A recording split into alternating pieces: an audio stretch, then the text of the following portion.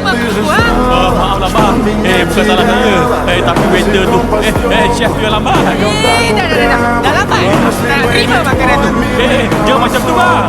Nanti saya tak bayar. Itu bukan masalah. Lemak. Kau makan lagi.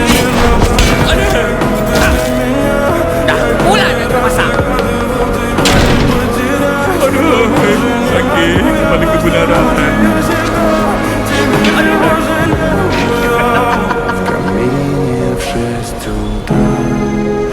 Aduh, bagi tahu kebenaran pun tak diterima.